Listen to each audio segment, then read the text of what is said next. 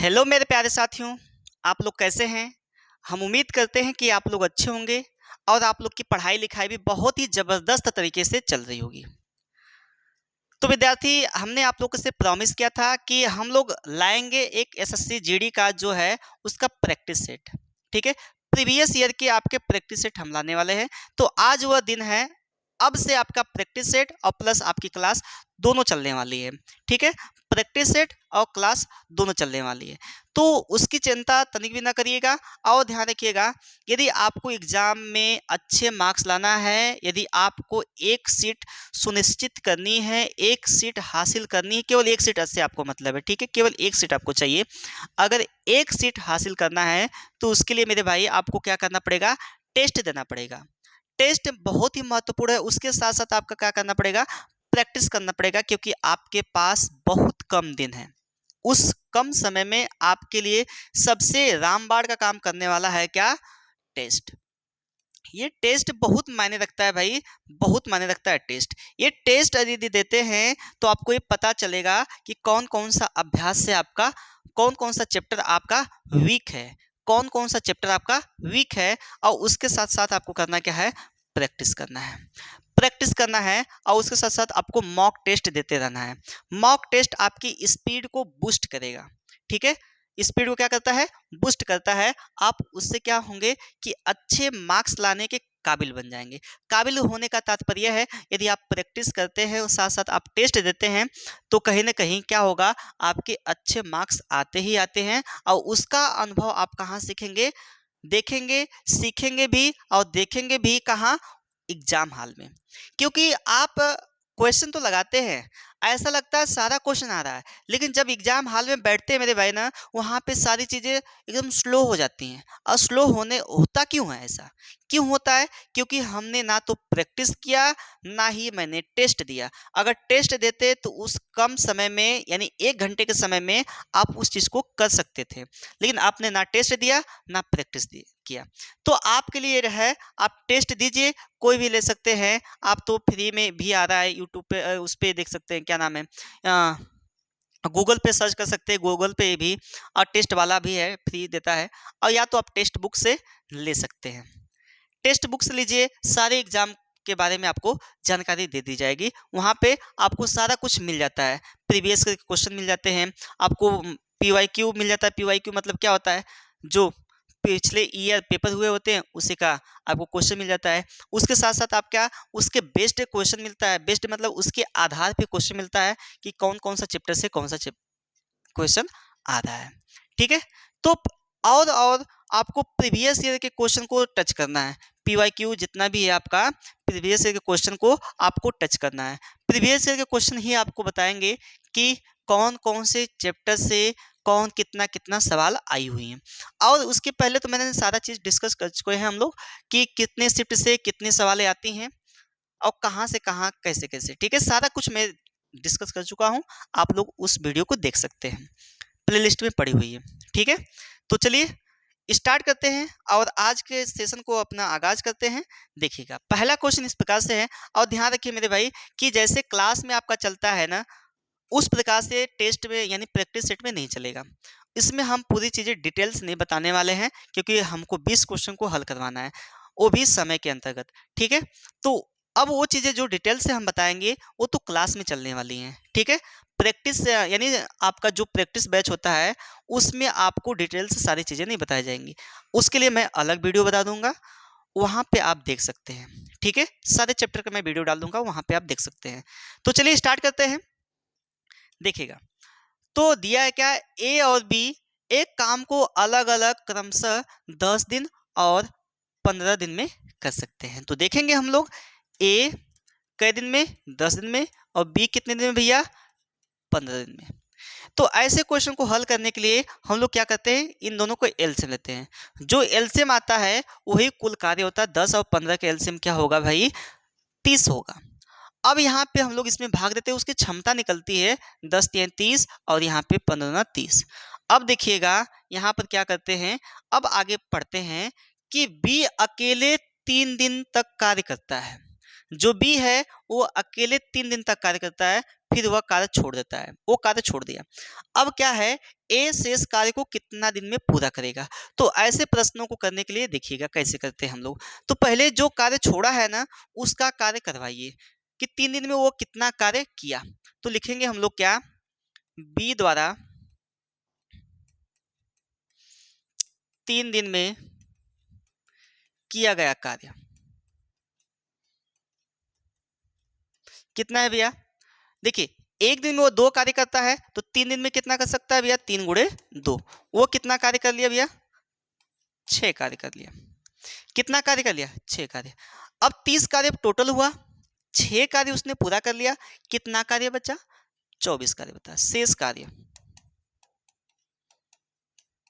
कितना भैया, 30 में से हम घटा देंगे 6, तो 24 बच जाएगा। ठीक है, अब ये जो 24 कार्य बचा है उसको कौन पूरा कर रहा है अभी, ए कर रहा है।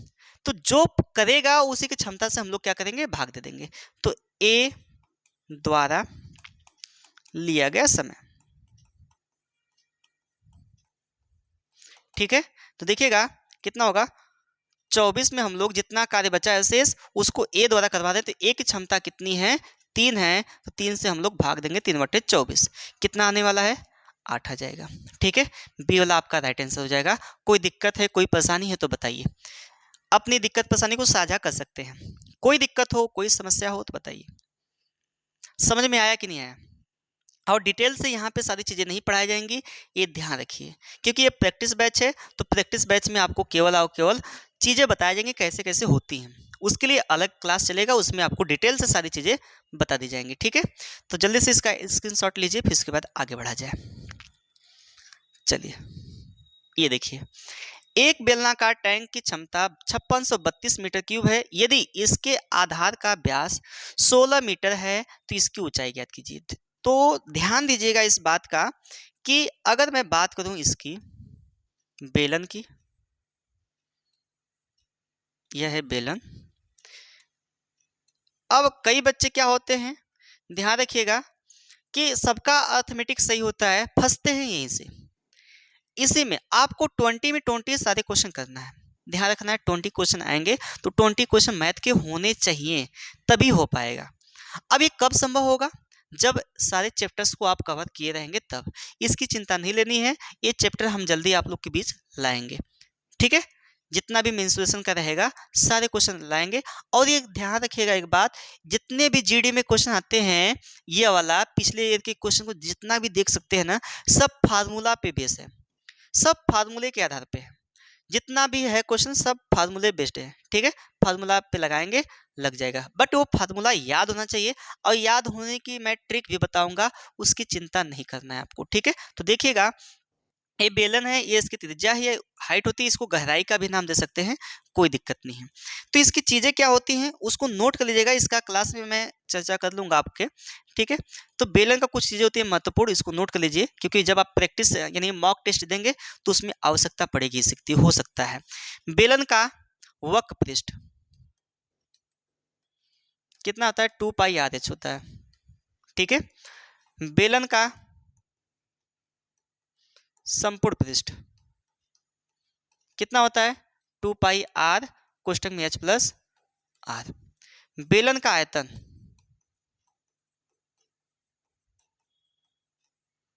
कितना होता है, πr² h होता है, ये होता है।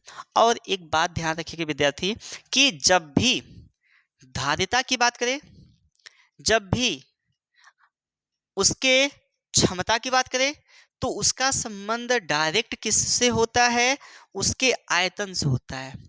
ठीक है, उसके आयतन से होता है, उसमें कितनी वस्तु आती है या कितना इसमें सामान ला सकते हैं, या तेल हो या कुछ भी हो, उसकी क्षमता कितनी है, उसके सीधे आयतन से संबंध होता है। ठीक है, तो ये जो क्षमता दिया है, समझिए क्या दिया है, आयतन दिया है। क्या दिया है, आयतन। तो देखेंगे, लिखेंगे क्या, बेलन का आयतन या क्षमता, बात दोनों सेम है। क्या दिया है, 5632। और मैं बोला हूं कि आयतन है, तो बेलन का आयतन होता क्या है, जरा मुझे बता दीजिए, बेलन का आयतन क्या होता है। तो कहेंगे सर बेलन का आयतन होता है कि πr² एच। चलिए, आपकी मैंने बात मान लिया कि पाई आर स्क्वायर एच होता है, ठीक है। अब कहेंगे सर कि जो पाई का मान है वो क्या होता है, 22/7 होता है। आर का मान कैसे निकालेंगे, जबकि यहाँ व्यास दिया है कितना, 16, और आपको पता होना चाहिए डी का मान यानी व्यास दिया है 16, तो त्रिज्या इसकी क्या होती है, आधी होती है। त्रिज्या क्या होगी, आधी होगी, तो कितना हो जाएगा, 8 हो जाएगा। त्रिज्या आधी होती है व्यास की, तो 16 ये दिया है, तो कितना हो जाएगा, 8 हो जाएगा, ठीक है। तो यहाँ पर मान रख दीजिए मेरे भाई, यहाँ 8 गुणे 8 रखेंगे, गुणे एच बराबर 5632 हो गया। एच बराबर कितना हो गया, 5632। अब इसका क्रॉस मल्टीप्लाई करा दीजिए, इसका इसमें जाएगा, गुणे 7 हो जाएगा, पूरे एक बट्टा। देखिए अब ये जो 22 है, देखिए 7 इसमें गुणा करेगा, और जो 22 है 8 है 8 है, यही एच का मान निकालना था, यही हाइट है आपकी, ठीक है। तो यहाँ 22 हो जाएगा, और गुणे 8 गुणे 8, ठीक है। अब इसको डिवाइड करिए जरा, डिवाइड करेंगे तो कैसे आएगा, देखिए 22 यानी हम 11 से काटे तो 11 ना 22, अब यहाँ पे काटेंगे तो कितना होगा बताइए, 11 5 55, 11 एक कम 11, 11 देखिए 55, यहाँ 11 कम 11, 11 ना 22 हो गया, ठीक है। अब 8 से काटेंगे तो कितना बचेगा, 64 बच जाएगा। फिर 8 से काटेंगे 8 64, 8 बार। फिर 2 से काटेंगे 4 बार। तो लास्ट में फाइनली क्या बचने वाला है, देखिएगा 7 बचा है यहाँ पर, और यहाँ पे कितना है, 4 आया है। तो कितना हो जाएगा, 28 हो जाएगा मीटर। 28 मीटर जो ऑप्शन होगा वही सही हो जाएगा, ए वाला आपका राइट आंसर हो जाएगा। तो ये जो चीज़ें हैं, जो फार्मूला है, ये याद होना चाहिए, ठीक है। अर्थमेटिक आपका अच्छी है, लेकिन जब बात आती है एडवांस की, तो एडवांस काफ़ी वीक होता है, तो उसकी चिंता नहीं करना है। इसका मैं एक वीडियो लाऊंगा, इस पे बेस्ड क्वेश्चन भी लाऊंगा, उसको मैं हल करवा दूंगा, देख सकते हैं आप लोग, ठीक है। कोई दिक्कत है, कोई परेशानी तो बताइए, नहीं ना है, चलिए अगले क्वेश्चन चलते हैं। देखिए 10 वस्तुओं का औसत मूल्य 79 रुपया है, 89 रुपया है। यदि एक वस्तु का मूल्य 35 रुपया है, तो शेष 9 वस्तुओं का औसत मूल्य क्या होगा। तो मुझे बताइए कि औसत बराबर क्या होता है, यानी एवरेज बराबर क्या होता है, टी अपान नंबर होता है। टी से टोटल यानी योग, और एन से नंबर।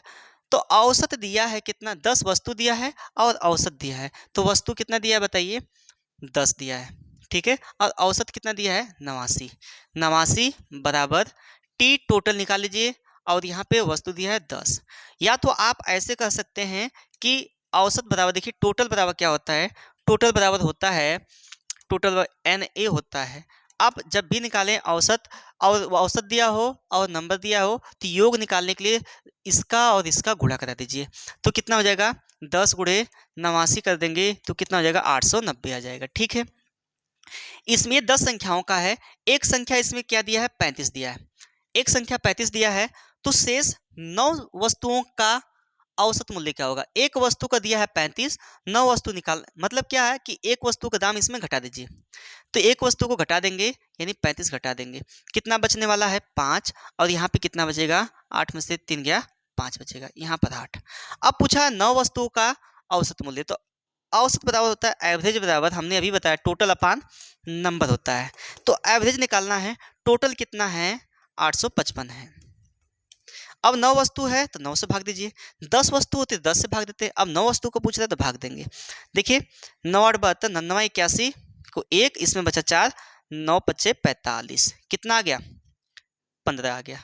यहाँ पे 9 8 72, यहाँ पे 8 होगा, नो सॉरी यहाँ पे 9 होगा, और 9 5 45, ठीक है। काटेंगे तो इतना आने वाला है आपका, ठीक, काट देंगे तो 95 हो जाएगा। राइट आंसर क्या हो जाएगा, सी हो जाएगा। कोई दिक्कत, कोई दिक्कत हो तो बताइए, कोई भी दिक्कत परेशानी हो तो बताइए, कोई दिक्कत है, चलिए चलिए हम आशा करते हैं कि ये चीज़ आपको समझ में आई होंगी, और समझिएगा कैसे कैसे हो रहा है, ठीक है। क्योंकि आपको पूरा डिटेल से यहाँ पे नहीं बताया जा रहा है, आपको वो क्लास में सारी चीज़ें बताई जाएंगी, इतना ध्यान रखिएगा, ठीक है ना। चलिए यहाँ पर है, ये भी आया हुआ है SSC GD में, किस सन में आया था, 2023 में आया था 10 तारीख को, और एक जो महीना 1 का था, सेकेंड शिफ्ट का क्वेश्चन है। तो देखिएगा यहाँ पर 20 लीटर और 36 लीटर के 2 कंटेनर हैं, 2 कंटेनर हैं, एक 20 लीटर का है, एक 36 लीटर का है, ठीक है। दूध और पानी का अनुपात क्रमशः, इसमें दूध और पानी यानी मिल्क और वाटर का अनुपात कितना है भाई, 3:7 है। इसमें मिल्क और वाटर का अनुपात कितना है, मिल्क और वाटर का अनुपात 7:5 है। यह है। ये दोनों कंटेनरों को एक दूसरे में, यह में है यहाँ पर, में मिश्रित कर दिया जाए तो दूध और पानी, पानी नहीं है, पानी है, यहाँ पे टाइपिंग मिस्टेक है, का अनुपात क्या होगा।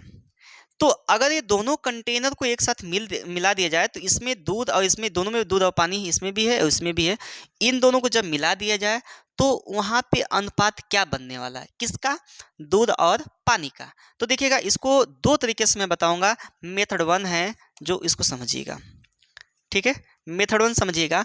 मेथड 1 क्या है इसका, तो आपको करना क्या है, मिल्क अनुपाते वाटर, ठीक है।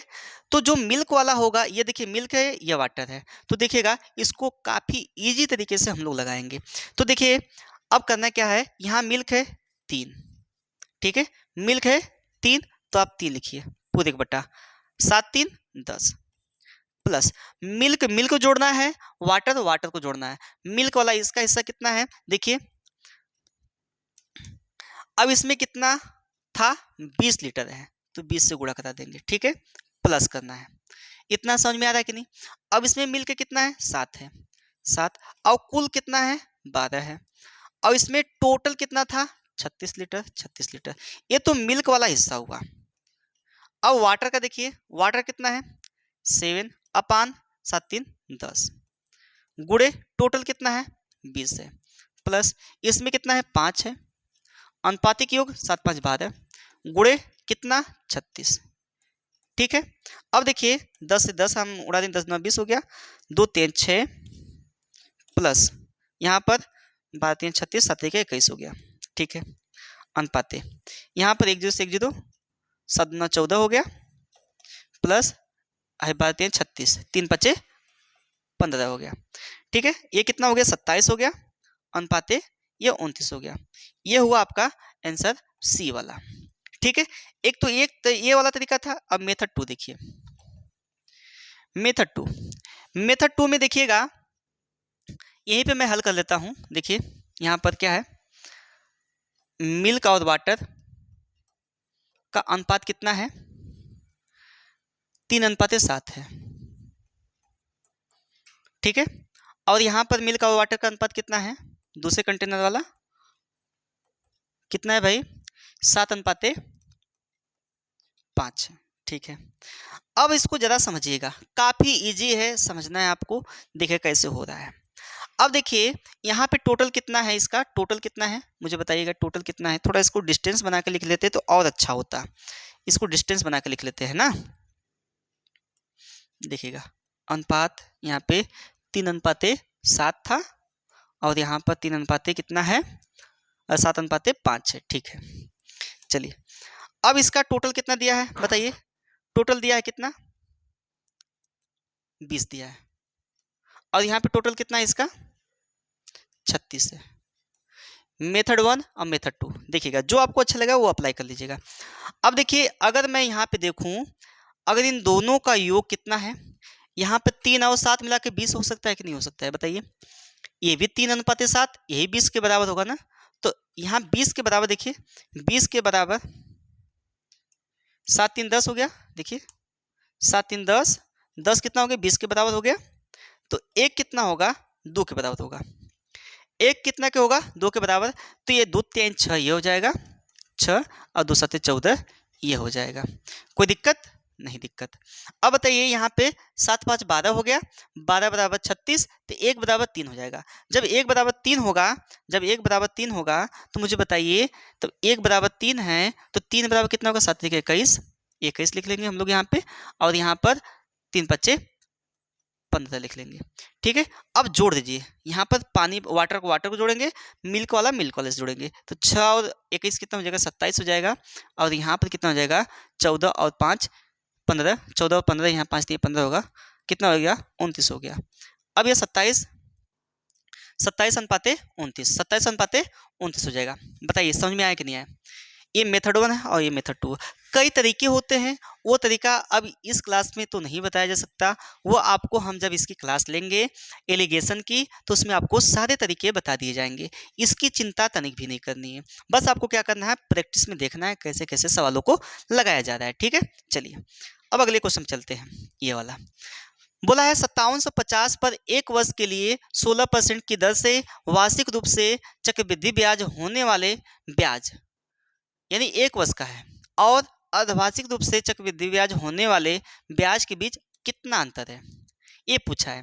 तो देखिएगा, आपको पता होना चाहिए कि एक वर्ष का चक्रवृद्धि ब्याज और एक वर्ष का साधारण ब्याज बराबर होता है। ये तो साधारण ब्याज का यहाँ पे कोई महत्व नहीं है, ना ही मतलब है, बट मैं बता देता हूँ। एक वर्ष का चक्रवृद्धि ब्याज और एक वर्ष का साधारण ब्याज बराबर होता है ना। अब मुझे बताइए कि यहाँ पर एक वर्ष का चक्रवृद्धि ब्याज क्या होगा, तो फर्स्ट वाला है क्या, 5750 गुणे 16/100 डिवाइड कर देंगे। फिर 2 अट्ठे 16, 2 पच्चे 10, 5 एकम 5, 5 एकम 5 एकम 5, 5 पच्चे 25, गुणा करा देंगे, कितना हो जाएगा बताइए, 8 पच्चे 40, 8 एकम 8 4 12, 8 एकम 8 1 9, 920 रुपया आपका ब्याज हुआ। कितना हुआ, 920 रुपया। ठीक है, अगर मैं यहाँ पे अर्धवार्षिक रूप से बात किया हूँ तो अर्धवार्षिक रूप में क्या होता है, मैं बता देता हूँ आप लोग को कि आर में क्या करेंगे, भाग देंगे, यानी दर में 2 से भाग और टी में 2 से गुणा हो जाता है। ठीक है, टी में 2 से गुणा होता है, क्यों होता है मैं समझा रहा हूँ आपको। 8%, यानी पहला, यानी एक वर्ष में कितनी, ये 6 में अर्धवार्षिक का मतलब होता है 6 माह, छमाही चाहे अर्धवार्षिक कह सकते हैं। तो 6 माह पे, यानी एक वर्ष में 6 माह पे 8%, इस पे भी 8% लगेगा, इस पे भी 8% और इस पे भी 8% लगेगा। तो आपको एक तरीका पता होगा, परिवर्तन प्रतिशत। इसको परिवर्तन प्रतिशत से लगा दीजिए, कितना हो जाएगा भाई। देखिए होता क्या है, नियम में मैं बता देता हूँ। देखिए x plus Y plus X Y बटा 100। ठीक है, x यानी 8 है, प्लस 8 गुणे 8/100। ठीक है, यहाँ पे 16 हो गया, प्लस बताइए ये 64 हो गया ना, तो 64/100 यदि भाग देंगे तो 16.64 आ जाएगा।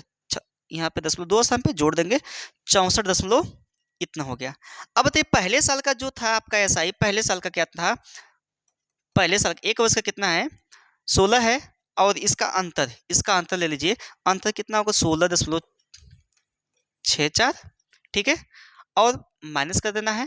अगर ये तो निकाल लिए हैं तो ठीक है, नहीं निकाले तो कोई बात नहीं, इतना आपको निकालने की आवश्यकता यहाँ पर नहीं थी।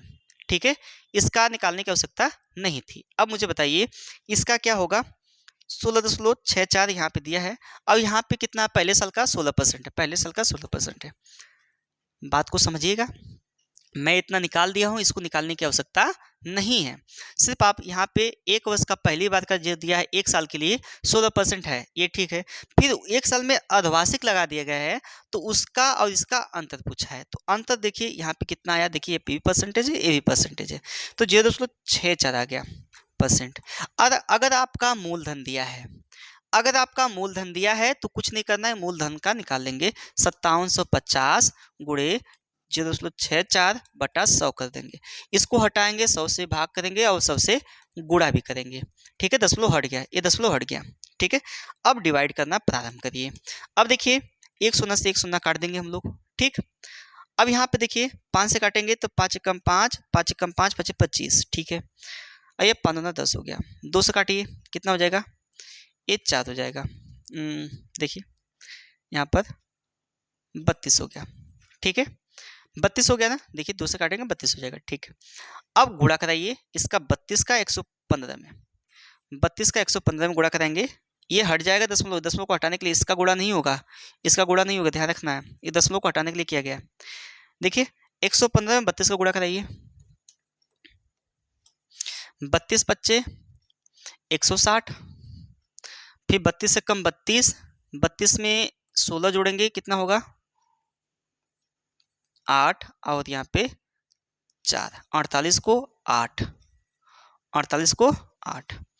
फिर 32 से कम 32, 32 4 36, कितना आ गया 3680 आ गया, 3680 पूरे का बटा कितना 100, ये 100 नहीं कटा है, ये 100 नहीं कटा है, ये जो दशमलव कटा है ये 100, ये दशमलव हटाया है, ठीक है। अब क्या करेंगे दशमलव लगा देंगे कितना हो जाएगा 36.80, यही आपका आंसर होगा डी वाला। डी वाला आपका राइट आंसर होगा। यहाँ पे फिर से गुणा करा लीजिएगा, सही से गुणा करा लीजिएगा कितना आता है, ठीक है। आई थिंक मुझे लगता है 36 ही आएगा, ठीक। 36.80 ये इसका क्या था अंतर था। मेरी बात आप लोग को समझ में आई बताइए। काफ़ी इजी है, बस आपको समझना है, ये प्रैक्टिस है भाई, प्रैक्टिस में आपको उतना ज़्यादा चीज़ें नहीं समझाई जाएंगी, बस आपको प्रैक्टिस करवाया जा रहा है। आप देखिए मेथड को, ठीक है। सीखना हो तो क्लास उसमें देख लीजिएगा, हम पढ़ा देंगे उसमें, ठीक है आपको। हाँ, जो बच्चे नहीं पढ़े होंगे ध्यान रखना है, जो बच्चे नहीं पढ़े होंगे वो चीज़, तो इसको समझने में असुविधा होगी, वो तो बिल्कुल ही ना कहें कि सर जी कैसे हो रहा है, ठीक है। जो चीज़ें पढ़े हैं जो बच्चे, उनके लिए काफ़ी बेस्ट है। जो बच्चे नहीं पढ़े हैं तो सबसे पहले उनको पढ़ने की आवश्यकता है उन सारे चैप्टर्स को, तभी उन लोगों को समझ में आएगा, ठीक है। चलिए यहाँ पे देखिए, सोनल और अर्जुन मिलकर एक कार्य को 57 दिन में पूरा करते हैं। अर्जुन और रोहन मिलकर 38 दिन में पूरा करते हैं। सोनल और रोहन, यहाँ रोहन है, रोहन मिलकर 38 दिन में पूरा करते हैं, ठीक है। तो तीनों मिलकर उस कार्य को कितने दिन में पूरा करेंगे, तीनों को यदि मिला दिया जाए तो कितने दिन में पूरा करेंगे। तो ऐसे क्वेश्चन को हल करने के लिए मैंने आपको तरीका बताया था, फिर से पुनः बता देता हूँ। सोनल और अर्जुन ये दोनों मिलकर कितना दिन में कर रहे हैं भैया 57 दिन में कर रहे हैं, ठीक है। अर्जुन और रोहन मिलकर कितना दिन में, अर्जुन और रोहन मिलकर 38 दिन में। और रोहन और सोनल मिलकर, रोहन और सोनल मिलकर कितना दिन में, ये भी 38 दिन में ही करते हैं, ठीक है। अगर इन दोनों का एलसीएम लिया जाए, तीनों का एलसीएम, तो कितना होगा। अगर 57 का और 38 का एलसीएम ले लीजिएगा आप लोग, ठीक है। 19 3 57, 19 2 38, तो 3 और 2, 19 3 57 2 114, 114 हो जाएगा इसका एलसीएम, ठीक है। अब इनमें हम क्या करेंगे भाग देंगे, इन सभी में क्या करेंगे भाग देंगे, तो इसकी क्षमता निकालेंगे। 57 कितना होगा, 57 दूना 114, 2 बच जाएगा, इसकी क्षमता 2 आ गई। अब इसका अर्जुन और रोहन का 28 तिहाई 38 तिहाई 114 होता है, तो 3 बच जाएगा, यहाँ पर भी 3 बच जाएगा, ठीक है। ध्यान दीजिएगा। अब आप गौर करिएगा कि ये दो दो बार है, देखिए सोनल भी 2 बार है, अर्जुन भी 2 बार है और रोहन भी 2 बार है। तो इसको लिख सकते हैं क्या, 2 कॉमन कर लेंगे, आप पढ़े रहेंगे तो कर सकते हैं, ध्यान दीजिएगा इस बात का। सोनल, अर्जुन और रोहन बराबर, इसकी क्षमता को जोड़ देंगे कितना होगा, 3 3 6 2 8 हो जाएगा, तो यहाँ पे लिख देंगे 8, ठीक है। तो yes Sonal plus Arjun plus Rohan की क्षमता कितनी आएगी, 8/2 आ गई, काटेंगे तो 4 हो जाएगा, इसकी क्षमता 4 आएगी। अगर इन्हीं तीनों को कार्य करवाना है तो उसकी क्षमता से क्या करेंगे भाग दे देंगे, तो इसकी क्षमता से भाग देंगे कितने में, इसके पूरे कार्य में, तो भाग दीजिए। तो क्या करना है, 114 में हम लोग को 4 से भाग देना है, 4 3 12 4 6 24, 36 दिन में ये कर लेगा, ठीक है। यही होगा ना भाई, देखिए 144, ओहो 114 है, तो देखिए 4 दूना 8 हो गया, 2 बार गया, यहाँ पे 3 बचेगा और 34 हो गया, तो 4/32 हो गया और 4 बचे 20, यानी 28.5 दिन। तो आपका सी वाला क्या हो जाएगा, राइट हो जाएगा, सी वाला क्या हो जाएगा, राइट हो जाएगा। ये रहा आपका, जल्दी से इसका स्क्रीनशॉट लीजिए, फिर उसके बाद आगे बढ़ा जाए, हो जाएगा। चलिए अगले क्वेश्चन पे चलते हैं, देखिएगा। फिर से हम बता रहे हैं, जो विद्यार्थी नहीं पढ़े हैं उनके लिए तो ये बिल्कुल नहीं सही है, पहले वह उसको पढ़ें तब ये कर पाएंगे। हाँ कुछ चीज़ें अगर समझ में आ रही हैं तो बेस्ट है, ठीक है। देखिएगा, एक बस स्टेशन P से स्टेशन Q तक 70 किलोमीटर प्रति घंटा जाती है। P से, या देखिए एक बस P से Q तक, इसकी चाल कितनी है, 70 किलोमीटर प्रति घंटा है, ठीक है। और स्टेशन Q से P तक, यहाँ से एक ठो इधर आती है और एक ठो इधर जाती है, इधर आती है जो, तो उसका चाल क्या है 90 किलोमीटर प्रति घंटा है, ठीक है भैया, ठीक। पूरी यात्रा के दौरान बस की औसत चाल क्या है? देखिए मैं आपको दो तरीका बताता हूं औसत चाल का। औसत चाल एक तरीका क्या है, 2s1 इंटू S2 अपान, या V1 इंटू V2 कर सकते हैं, कोई दिक्कत नहीं है, S1 प्लस S2 ये लिख सकते हैं। तो 2 क्या है, 2 देखिए 2 दिया है सूत्र में, S1 कितना है, S1 आपका 70 है, गुणे कितना है 90 है, इन दोनों को जोड़ें 70 प्लस 90 जोड़ देंगे। अब देखिए यहाँ पे कितना हो गया, 2 गुणे गुणा ना कराइएगा, छोड़िएगा अभी यहीं पे जोड़िएगा, 160 हो गया। अब एक जीरो से एक जीरो उड़ा दीजिए, 2 8 16, ठीक है, 2 चौको 8, यहाँ पे 45 हो गया। अब गुणा कराइए, 7 पच्चे देखिए 7 पच्चे 35 और यहाँ पे 7 चौको 28, 3 31 हो गया बटा 4। अब भाग देंगे, 4 सत्ते 28, यहाँ पे बचा 3 और 5 उतार लेंगे, कितना हो गया 35 हो गया, 4 से भाग देंगे 4 बटे 32 हो गया, फिर 4 सत्ते 28, 4 पच्चे 20, 78.75 होगा, यानी ये वाला बी वाला राइट आंसर हो जाएगा। एक तो ये तरीका है, एक और तरीका मैं बता रहा हूँ, यदि चाल दिया हो तो, यदि चाल दिया हो तो एक आपका बेस्ट तरीका है क्या, कि यहाँ पर इसकी चाल लेनी है, क्या है 70 है और इसकी चाल क्या है 90 है, इन दोनों का औसत निकालना है, मतलब एलसीएम निकालना है। एलसीएम क्या होगा बताइए, 630 होगा, भाग देंगे कितना बार जाएगा, 7 9 63 9 बार जाएगा, इसमें भाग देंगे कितना बार जाएगा 7 बार जाएगा, ठीक है। अब करना क्या है, औसत चाल बराबर, जब भी पूछे ऐसा तो इस प्रकार से भी कर सकते हैं, मेथड 2। देखिएगा औसत चाल क्या होगा, हमने क्या बताया आपको, देखिएगा करना क्या है कि ये जो है ना 9 गुणे 7 बटा 9 प्लस 7 इसको जोड़ देना है। देखिए 1 मिनट, ये पूरी ये जो दूरी, इसको दूरी मानते हैं हम लोग, पूरी दूरी 630, इसको लिख लीजिए। कई बार है ये चीज, देखिए ये 1 2 2 बार है, अगर एक और चाल दिया होता तो हम 3 से गुणा करते हैं, 4 को होता चाल तो 4 से गुणा, तो 2 ही है ना, तो 2 से गुणा कराइए, 2 बार है बटा इसकी जो ये टाइम होता है, ये समय होता है टाइम, इसको जोड़ दीजिए 9 7 जोड़ देंगे तो 630 गुणे 2 बटा 16, तो 2 8 16, फिर यहाँ से भाग देंगे 2 चौको 8, फिर भाग देंगे यहाँ पे 2 3 6 और यहाँ पे 2 छक्का 12, नहीं 2 3 6, 2 1 कम 2, 2 पचे 10, फिर भाग देंगे तो वही आएगा 78 नहीं, हाँ 78.75 आ जाएगा, पुनः आ जाएगा। तो आपको कौन सा बेस्ट तरीका लगा ये बताइए कमेंट करके, जल्दी से बताइए कौन सा तरीका सबसे बेस्ट था। ए भी तरीका बेस्ट है, ए भी बेस्ट है, सभी को हम लोग क्लास में पढ़ेंगे, ठीक है, सभी को हम लोग क्या करेंगे क्लास में पढ़ेंगे, ठीक। चलिए अगले क्वेश्चन पे चलते हैं। ये देखिए संख्या 350 में 20% की वृद्धि की जाती है और 25% की कमी की जाती है, इस प्रकार बनने वाली नई संख्या ज्ञात कीजिए। नई संख्या पूछा है तो सबसे बेस्ट तरीका क्या होता है, देखिएगा 350 है और 20% की कमी है, तो कितने की हो गए, वस्तु कितने की पड़ी 80 की पड़ी, 80 बटा 100 कर लेंगे। उसके बाद 25% की वृद्धि है ना, सॉरी वृद्धि है, अगर वृद्धि होगा तो 100 में जोड़ देंगे 120 हो जाएगा बटा 100। फिर क्या किया है 25% कमी किया है तो 75 हो जाएगा, कमी किया है तो 75 हो जाएगा। अब देखिए 2 सुना उड़ा देंगे हम लोग, ठीक है। और देखिए 25 चौका 100, 25 तिहाई 75 और 4 तिहाई 12, अब गुणा करें 3 3 9, 9 पच्चे 45, 9 3 27 और 27 और 4 31 हो जाएगा, 315 हो जाएगा, यानी ये वाला आपका राइट आंसर हो जाएगा। क्या मेरी बात आपको समझ में आ रही है कि नहीं आ रही बताइए, समझ में आ रही है ना, हो जाएगा ना। चलिए आगे बढ़ते हैं, नेक्स्ट क्वेश्चन देखिएगा 28 के वर्ग को उस सबसे बड़ी संख्या से विभाजित किया जाता है जो 42 और 56 दोनों को पूर्णतः विभाजित करती है, और परिणाम क्या है।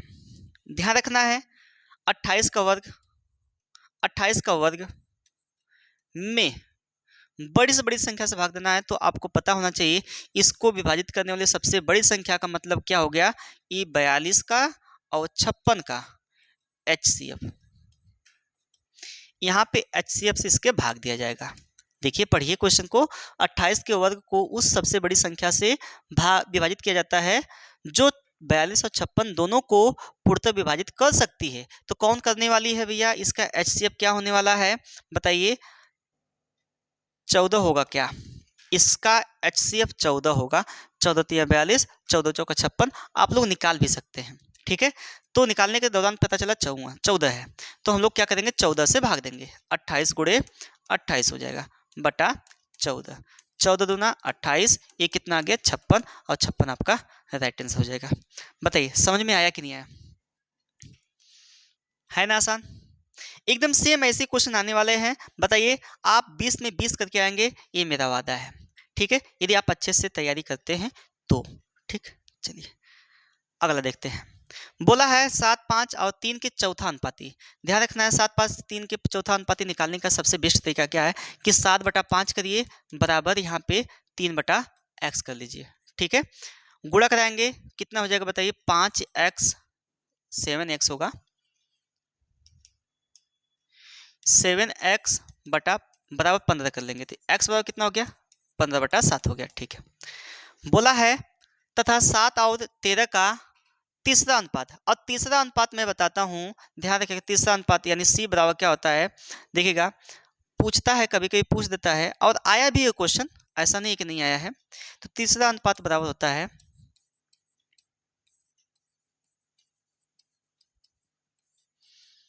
B² बटा A। B² बटा A का मतलब क्या हुआ? जो इसमें B वाला मान है ये B है, और ये क्या है? A है, ये है। अब मध्यानुपात भी बता देते हैं।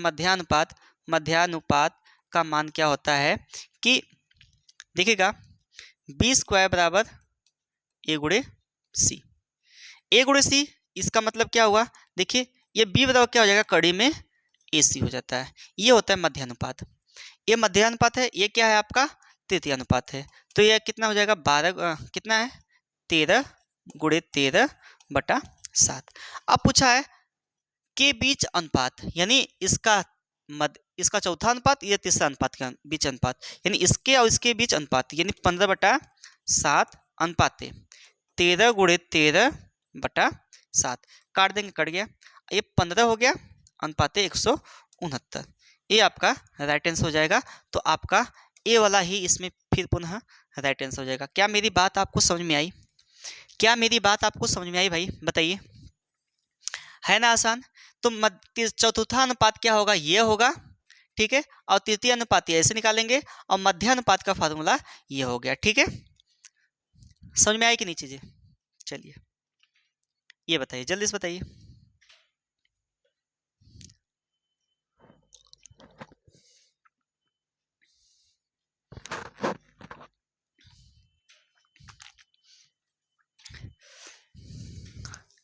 चलिए, एक डीलर अपने माल पर क्रय मूल्य से 15% अधिक अंकित करता है, फिर वह उसे 20% की छूट पर देता है, उसकी हानि क्या है? गौर करिएगा, पहले हम लोग लिखेंगे CP, फिर यहाँ MP लिखेंगे, यहाँ SP लिखेंगे, ठीक है। MP मतलब मार्केट प्राइस यानी जो छपा हुआ मूल्य है, CP मतलब क्रय मूल्य, और SP मतलब सेलिंग प्राइस यानी विक्रय मूल्य, ठीक है। अब इसको 100 मानेंगे हम लोग। 100 से ये कितना अंकित? ये क्रय मूल्य से 15% अधिक अंकित किया है। तो मुझे बताइए MP क्या होने वाला है? 115 हो जाएगा। अब जब भी छूट दिया जाएगा तो क्या आता है आपका? SP आता है। ध्यान रखिएगा, जब भी छूट दिया जाता है तो SP आता है।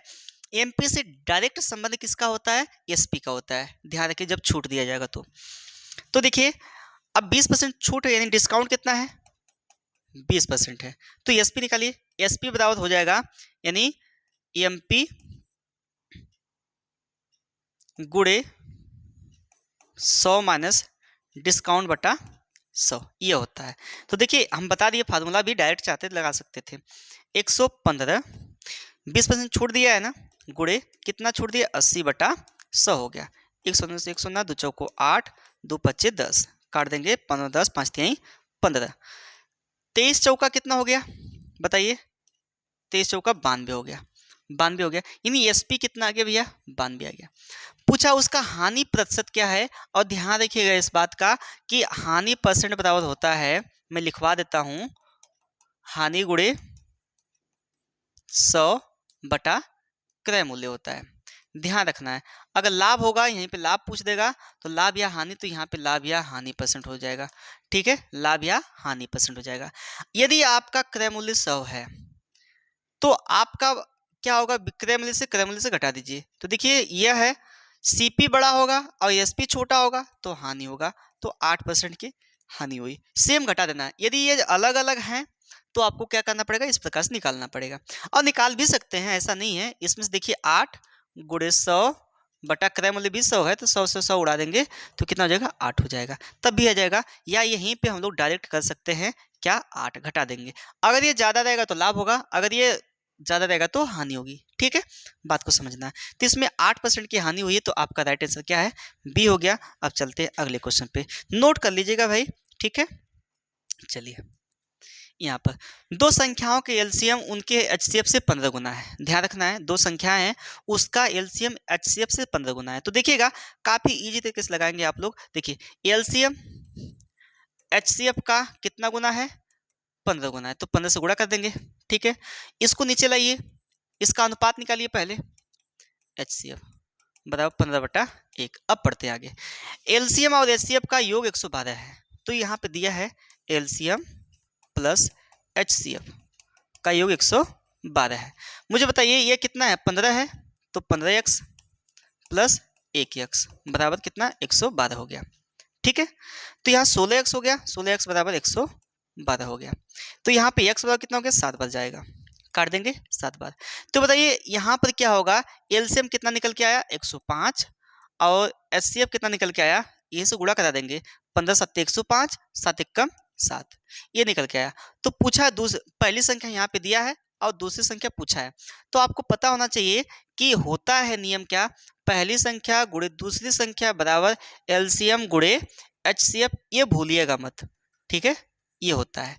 तो पहली संख्या दिया है 49 और दूसरी संख्या पूछा है, तो यह एलसीएम कितना आया है, 105 आया है, और एचसीएफ कितना आया, 7 आया है।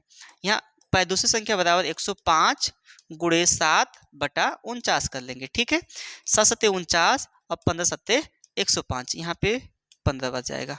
ठीक है, तो दूसरी संख्या क्या निकल के आई भैया, 15 आई, तो 15 सी वाला राइट आंसर हो जाएगा। बताइए सही है कि नहीं, समझ में आया कि नहीं आया, बताइए समझ में आया कि नहीं आया, बताइए। कर लेंगे, चलिए अगले क्वेश्चन में चलते हैं। बीमारी की वजह से एक व्यक्ति का भार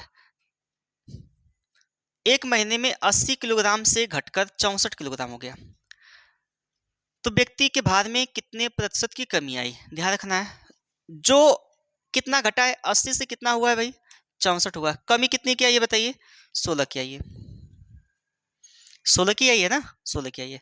तो ध्यान रखना है, जब कमी पूछे तो जितना कम हुआ उसको, और जिससे कमी हुआ है उसको लिखते हैं नीचे, गुणे 100, 16 पच्चे 80 और 20 पच्चे 100, 20 पच्चे 100, आपका 20% आ जाएगा, सी वाला राइट आंसर हो जाएगा। बताइए समझ में आया कि नहीं है ना आसान, काफी इजी है भैया। देखते हैं आगे। ये दिया है 10 मीटर गुणे 10 मीटर गुणे 5 मीटर की विमाओं वाले कमरे में रखे जा सकने वाले सबसे लंबे खंभे की लंबाई, सबसे लंबा खंभे की लंबाई। तो मुझे बताइए, जब आप एक कमरे में हैं उसके सबसे बड़ा लंबाई रखना है, या सीधे सीधे रख सकते हैं, नहीं, चौड़ाई में रख सकते हैं, नहीं, आप उस कोने से उठाएंगे, इस कोने रखेंगे, तब जाके रखा जाएगा। देखिए इस कोना से हम रखेंगे, यहाँ पे सबसे बड़ा रखा जाता है, ध्यान रखिएगा, सबसे बड़ा। और वो घर है, घर में लंबाई भी है, चौड़ाई भी है, ऊंचाई भी है। घर में लंबाई भी है, चौड़ाई भी है और ऊंचाई भी है, तो वो कैसा बन जाता है, घर घनाभकार बन जाता है। कैसा बन जाता है, घनाभकार, घनाभ का विकर्ण। ध्यान रखिए, घनाभ का विकर्ण, इसको मैं लूंगा क्लास इसका, तो आप लोग को बता दूंगा क्या होता है। लंब का स्क्वायर प्लस, या यहाँ कह सकते हैं लंबाई का स्क्वायर प्लस चौड़ाई का स्क्वायर प्लस ऊंचाई का स्क्वायर, ये होता है। यदि ये घन है, घन का क्या होता है, इसी का एक कड़ी में 3 हो जाएगा, एक कड़ी में 3। अब यहाँ पर यह है, घन का विकर्ण ये होता है, घन का विकर्ण है यह। अगर घनकार है, घनाकार है आपका घर, तो उसके लिए विकर्ण यह होगा, सबसे बड़ी भुजा यही मानी जाएगी। और होता भी है कि सबसे बड़ी भुजा उसकी विकर्ण होती है, सबसे बड़ी भुजा विकर्ण होती है, कोना से कोना मिलाने वाला वो विकर्ण हो जाएगा। ठीक है। चलिए, तो यहाँ पे दिया है कितना, रख देंगे 100 का स्क्वायर प्लस 100 का स्क्वायर प्लस 5 का स्क्वायर। बताइए यहाँ पर कितना हो जाएगा, 100 हो जाएगा प्लस 100 हो जाएगा प्लस 25 हो जाएगा, जोड़ेंगे कितना हो गया, 225 हो गया, और 225 का वर्गमूल क्या हो गया, 15 हो गया। मैं आपको ये समझाने के लिए कर रहा हूँ ऐसा, तो आपका राइट आंसर क्या हो जाएगा, 15 हो जाएगा। बताइए कोई दिक्कत है, कोई दिक्कत है भाई बताइए, कोई भी दिक्कत परेशानी हो तो बता सकते हैं। चलिए अगले क्वेश्चन पे, उन संख्याओं का गुणनफल ज्ञात कीजिए जिनके महत्तम समापवर्तक और लघुत्तम समापवर्तक क्रमशः 8 है और 14 है। तो हमको पता है कि लंबाई गुणे पहली संख्या गुणे दूसरी संख्या बराबर एलसीएम गुणे एचसीएफ होता है। बताइए इतना तुच्चा तुच्चा सवाल दिया है, कितना आसान दिया है। तो इन्हीं दोनों का गुणनफल पूछा है, म से दिया है 8, ल से दिया है 40, गुणा करें 320 हो गया, 320 आपका राइट आंसर होगा, यानी ए वाला। बताइए कितना आसान है ना आसान। चलिए ये वाला बताइए, यहाँ पे दिया है ए अनुपाते बी बराबर 5 अनुपाते 6, लिखना होगा ए अनुपाते बी बराबर 5 अनुपाते 6, 5 अनुपाते 6, और बी अनुपाते सी बराबर 6 अनुपाते 7। ध्यान रखिए ये कॉमन होना चाहिए, ठीक है, ये कॉमन है तो कॉमन बनाया जाता है। अब क्या करेंगे हम लोग, इसका ए अनुपाते बी अनुपाते सी निकालेंगे। तो होता क्या है, देखिए जब कॉमन हो तो सारी संख्या वैसे रख देते हैं, 5 अनुपाते 6 अनुपाते 7। अगर कॉमन नहीं है तो उल्टा यहाँ लगाया जाता है, ठीक है। चलिए अब क्या निकालना है आपको, यहाँ पर पूछा है a प्लस बी, तो बताइए a का मान कितना है 5 है, b का मान कितना है 6 है, और c का मान कितना है 7 है। रख दीजिए यहाँ पर, देखिए रखेंगे हम लोग तो कितना हो जाएगा, बताइए a का मान 5 और b का मान 6 अनुपाते b का मान 6 और c का मान 7, 7 और प्लस 5 जोड़ दीजिए। बताइए कितना आ गया, 6 5 11 आ गया, अनुपाते 7 6 13 आ गया, अनुपाते 7 5 12 आ गया। पहला ही ऑप्शन आपको दिखेगा, पहला ऑप्शन क्या है, 11 अनुपाते 13 अनुपाते 12, ये राइट आंसर होगा। बताइए कितना आसान है क्वेश्चन। तो आपको घबराना नहीं है बिल्कुल, बस धैर्य बना के प्रैक्टिस करनी है, और जो टेस्ट है टेस्ट देते रहना है, ठीक है। आपको हिंदी का भी प्रैक्टिस आएगी, टेंशन ना लीजिए, ठीक है। रीजनिंग का भी प्रैक्टिस लाएंगे, उसकी भी टेंशन ना लीजिए, ठीक है। चलिए यह है, एक दुकानदार 12% के लाभ पर सामान बेचता है, वास्तविक मूल्य से 15% कम वजन। देखिए आप लिखेंगे क्या, यहाँ पर सीपी लिख लीजिए, ठीक है। वास्तविक मूल्य क्या है इसका 100 है, 12% लाभ कमा रहा है, यानी एसपी कितना है बताइए, 12% लाभ है तो 112 हो जाएगा, 12% लाभ है तो 112 हो जाएगा, ठीक है। अब कहता है वास्तविक वजन से 15% कम वजन करता है, ये वास्तविक वजन है, इससे 15% कम वजन करता है, यानी आपका बताइए 85% आएगा कि नहीं आएगा। बताइए 15% कम वजन किया, घटा देंगे तो कितना वजन कर रहा है, वास्तव में देखा जाए तो 85% वजन कर रहा है, ठीक है। उसका कुल प्रतिशत लाभ 0.2 स्थान तक। अब बताइए, अब यह एसपी है, यह है, तो इसका जब अंतर करेंगे हम लोग तो देखेंगे वास्तविक लाभ क्या हो रहा है। देखिए अंतर करिए, 85 और 112 घटा देंगे, कितना आएगा भाई, 7 आ जाएगा, और यहाँ पे कितना आएगा 2, 27 आ गया, कितना आ गया 27। अब ध्यान रखना है 27 बटा आपका सीपी क्या होगा, यह नहीं देखेंगे, गणना इस पे हो रही है तो इसी को रखेंगे नीचे, 85 गुणे कितना 100 कर लेंगे, ठीक है। अब 17 देखिए 5 से काटेंगे 17 बच जाएगा, अब 15 10 20 हो गया, 17 54 हो गया बटा 17, तो 17 या 51 बचा कितना 3 बचा, और जीरो डालेंगे 30 हो गया, 17 कम 17 दशमलव। अब देखिए 31 आ गया ना, यहाँ पे कोई 31 नहीं है तो ये वाला आपका सही हो जाएगा, और समथिंग ये जाएगा भी, समथिंग जाएगा भी, आप लोग कर सकते हैं, ठीक है। बात समझ में आ रही है कि नहीं बताइए, कर लेंगे कि नहीं कर लेंगे, काफी इजी है भाई, काफी इजी है, काफी इजी है, ठीक है। चलिए आगे बढ़े, देखिए 120 मीटर लंबी रेलगाड़ी 60 किलोमीटर प्रति घंटा की चाल से चलते हुए पुल को 18 सेकंड में पार करती है, पुल की लंबाई ज्ञात कीजिए। और ध्यान रखना है, एक फार्मूला मैं आपको बता दूं कि समय बराबर होता है, यानी समय बराबर यानी टी बराबर क्या होता है, L1 प्लस L2 अपान V1 प्लस माइनस V2।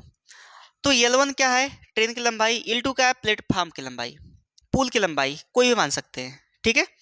यह दोनों ट्रेन हो उसके लिए भी हो सकता है। चलिए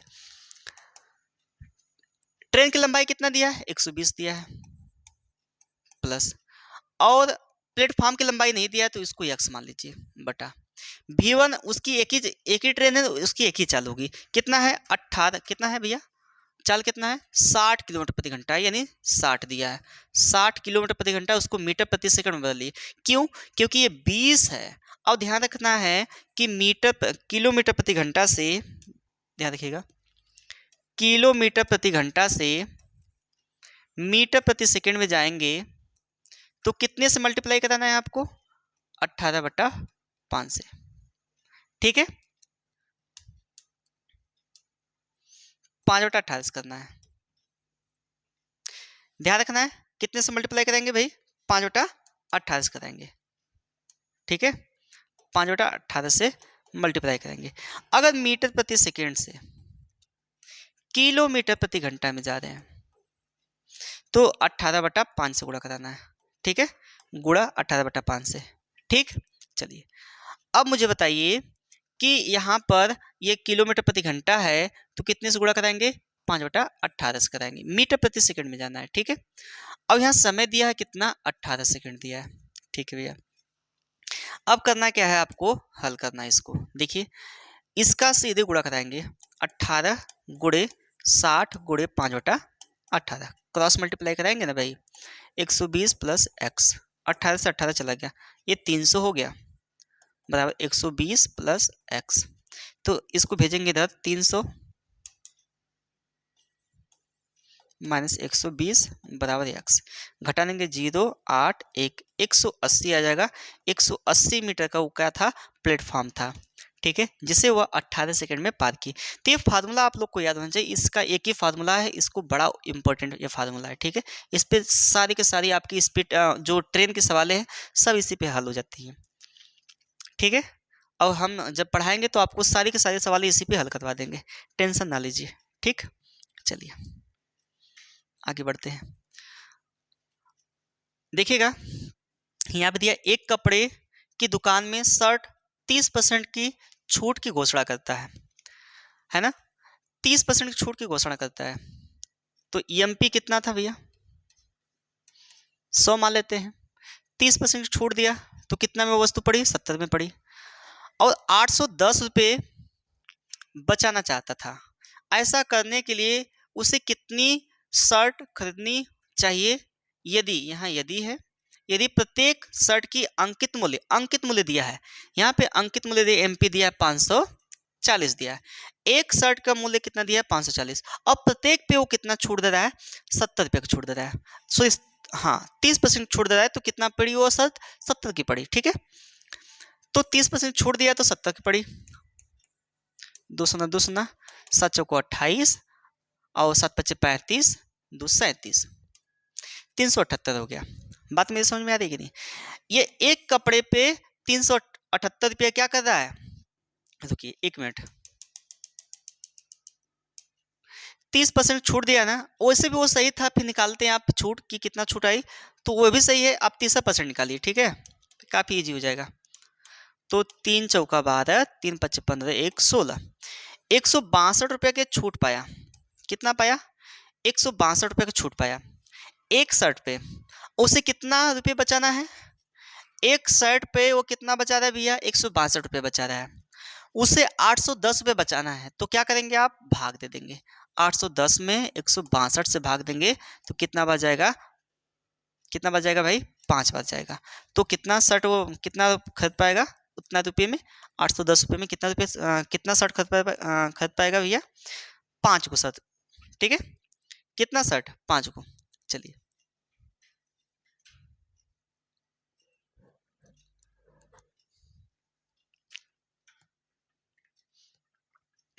कितना शर्ट खरीद लेगा भैया 5 को, ठीक है, भाग दे देंगे। चलिए ये देखिए लास्ट है आज का क्वेश्चन, इसको देखना है। 400 मीटर लंबी एक वृत्ताकार दौड़ में ए और बी एक ही बिंदु से एक ही समय पर क्रमशः 10 मीटर प्रति सेकंड 16 मीटर प्रति सेकंड की चाल से चलना शुरू करते हैं। समान दिशा में दौड़ते हुए वे आरंभ बिंदु पर पहली बार कितने समय बाद मिलेंगे, वो है, ठीक है, मिलेंगे, यहाँ पे टाइपिंग मिस्टेक है। चलिए मुझे बताइएगा कि सबसे पहले उसका समय निकाल लिया जाए, पहले के समय और दूसरे के समय में। जो पहला व्यक्ति है वो 400 मीटर ग्राउंड है, वो कितने मीटर का ग्राउंड है? 400 मीटर का, ठीक है। जो पहला व्यक्ति है उसको दौड़ने में कितना चाल है उसकी? पहले व्यक्ति की चाल कितनी है? चाल कितनी है भैया? ए और बी है ना, ए और बी है। चलिए लिख लेते हैं, अच्छे से लिख लेते हैं। ए की चाल कितना दिया है? चाल 10 मीटर प्रति सेकेंड। और बी की चाल कितना है? 16 मीटर प्रति सेकेंड। समय कितना लग रहा है ये देखिए, नहीं पता, ये इसका भी समय नहीं पता। T1 और T2 नहीं पता है, निकालिए। T1 कितना होगा? 400 मीटर ग्राउंड है। होता क्या है? दूरी बटे चाल होता है, समय और दूरी बटे चाल होता है, ठीक है। तो 400 है दूरी और 40 की कितनी है? 10, काट देंगे। तो समय कितना आया? 40 सेकेंड आ गया, ठीक है, 40 सेकेंड। और बी का समय यानी T2 तो 400 बटा वही दूरी बटा चाल होगी, तो 16 से हम भाग देंगे। 16 दूना 32 हो गया, 16 85 25 आ गया, 25 सेकेंड आ गया। और एलसीएम में आप लोग पढ़े होंगे, जब वृत्ताकार बात करें चाहे घंटे की बात करें तो वहां पे आपको एलसीएम निकाला जाता है। क्या निकाला जाता है? एलसीएम। बात समझ में आएगी नहीं? जब वृत्ताकार की बात करें, जब घंटियां एक साथ बजने की बात करें, ध्यान रखिए वहां पे आप लोग क्या करेंगे? एलसीएम निकालेंगे। तो उसका समय दिया होना चाहिए। तो समय कितना है? 25 है, और इसका समय कितना है? 40 सेकेंड है। तो 25 और 40 का एलसीएम निकाल लीजिए। 40 और 25 का एलसीएम निकालेंगे तो आने वाला है क्या आपका? 200 सेकेंड आएगा। कितना आएगा भैया? 200 सेकेंड। और 200 सेकेंड आपका राइट आंसर है, ठीक है। 200 सेकेंड आपका राइट आंसर है। ये आपका था आज का पहला प्रैक्टिस सेट, ठीक है। हम उम्मीद करते हैं कि आपको सारी चीजें समझ में आई होंगी बखूबी। तो फिर मिलते हैं हम लोग अगले वीडियो में, तब तक के लिए धन्यवाद। और कमेंट करके बताइए आज का प्रैक्टिस सेट कैसा रहा, ठीक है। फिर मिलते हैं हम लोग नेक्स्ट वीडियो में।